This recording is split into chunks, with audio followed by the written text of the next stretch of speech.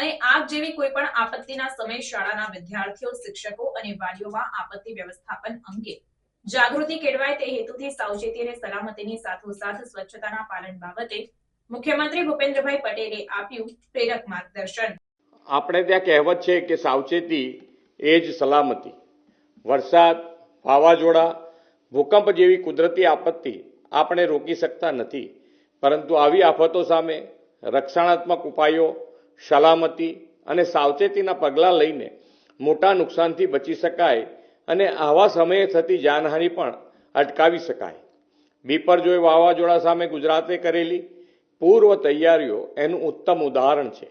આપત્તિ સામે સલામતીનું ઘડતર બાળકોમાં નાનપણથી જ એટલે કે શાળા કક્ષાએથી જ થાય તો સલામતી એ જ સાવચેતી એ સહજ સ્વભાવ બની જાય।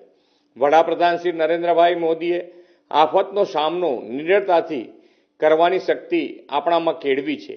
એવી જ શક્તિ બાળકોમાં ઉજાગર થાય તે માટે રાજ્ય સરકાર 2015થી દર વર્ષે શાળા સલામતી સપ્તાહ ઉજવે છે।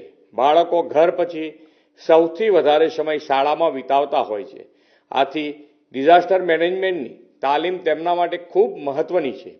સ્કૂલ મેનેજમેન્ટ તેમજ શિક્ષકો અને અન્ય સ્ટાફ સુસજ્જ અને તાલીમબદ્ધ હોય એ પણ ખૂબ જરૂરી છે। શાળાના બાળકોને આફતના સમયે સજાગ રહેવું, ગભરાવું નહીં અને શું કરવું શું ન કરવું તેની સમજ આ શાળા સલામતી સપ્તાહ દરમિયાન અપાતી હોય છે। બાળકોને સ્કૂલ ડિઝાસ્ટર મેનેજમેન્ટ પ્લાન બનાવવાની માહિતી સાથે તેમની પાસે મોક ડ્રીલ પણ આ સપ્તાહ દરમિયાન કરાવવામાં આવશે। આ સપ્તાહ દરમિયાન બાળકો ખૂબ જ ઉત્સાહથી આપત્તિ વ્યવસ્થાપન શીખશે એવો મને વિશ્વાસ છે। બાળકો આપત્તિ વ્યવસ્થાપનની સાથે સાથે સ્વચ્છતા માટે પણ જાગૃત થાય તે જરૂરી છે, કારણ કે કુદરતી આફતો પછી ગંદકી એ સૌથી મોટો પ્રશ્ન હોય છે। તેના કારણે રોગચાળો પણ ફાટી નીકળતો હોય છે। સલામતીની સાથે સ્વચ્છતા દ્વારા આપણે ઘણી બધી સમસ્યાઓથી બચી શકીએ।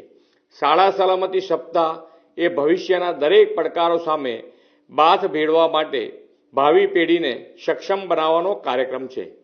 બાળકો સહિત સૌના ભાવિને સુરક્ષિત કરતા GSDMAના આ આયોજનને સફળતાની શુભેચ્છાઓ પાઠવું છું। ભારત માતા કી જય, વંદે માતરમ, જય જય ગરવી।